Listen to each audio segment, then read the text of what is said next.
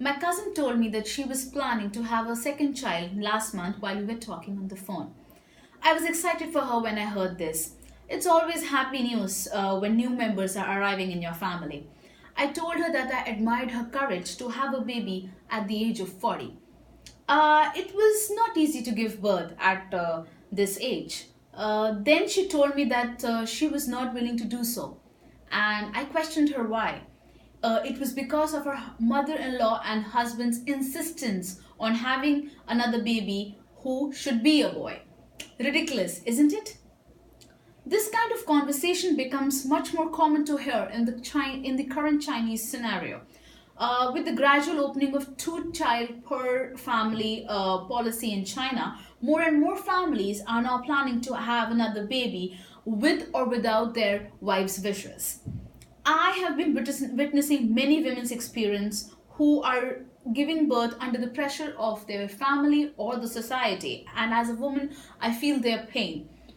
It is sad that many women don't even realize their own reproductive rights.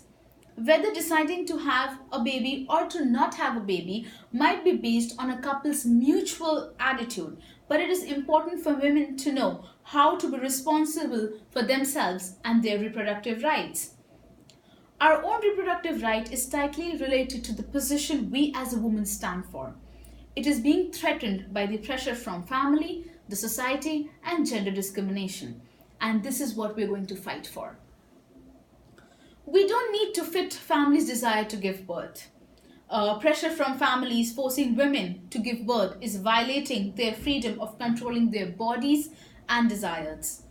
Such behavior will bring numerous physical and mental conflicts into reality, and my cousin is experiencing one of such conflict. Her mother-in-law insisted on pushing her to have another baby, and she would often talk about it again and again.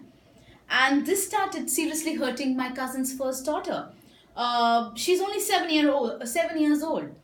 She even questioned her mother if there was anything wrong with her or her behavior. Is that why this grandmother is insisting on having another grandson? My cousin, she could not rely on her husband or stand by her own rights. And she compromised to the family's desire, which took her much time to take medicine in order to make her body fit to have another baby. Imagine if we are in our cousin's situation. What can we do, whether to stop or to compromise? Is it worthy to keep families balanced with the exchange of violation of our own desire? We don't need to fit families' desire to give birth. The reproductive right belongs to us. We don't need to fit the society's desire to give birth. Our own desire is supposed to be the essential elements comparing to social stereotypes towards women's age of giving birth or if we choose to give birth.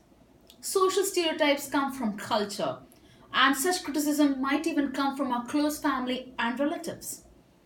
Verbal, sometimes non-verbal communication, judging a woman's decision to have or not have a child can be very harmful and disturbing to the women. We don't need to fit the society's desire to have a birth. The reproductive right belongs to us.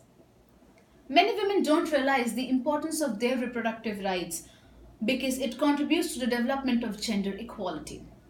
Women's desire is the most important determinant in terms of deciding whether to have a baby or to abort the baby. According to a news report, more than most of the 13 million annual abortions in China are forced. The irresponsible sexual behavior of men outside their marriages cause great pain to their wives. In addition, there is a great percentage that most of the people want to have a second child because they want to have a baby boy. The gender discrimination is still serious in China, and because of such discrimination, most of the baby girls do not even have the chance to see the world. My cousin's case is similar. Her mother in law was dying to have a grandson, so she asked my cousin to have another baby in hopes of having a grandson. It is even more ridiculous that my cousin forgot her own identity as a woman. Sometimes gender discrimination comes within our own gender. We don't need to fit anyone other than our own desire to give birth. The reproductive right belongs to us. It took such a long time for people to fight for equality, and we as women need to keep such practice for our independent minds that supports our responsible decision for ourselves. We don't need to compromise to family or to particular family members. We don't need to compromise to social stereotypes. We don't need to compromise to gender discrimination. What we think about ourselves and our children, it is also important to keep in mind that we are daughters, mothers, and wife.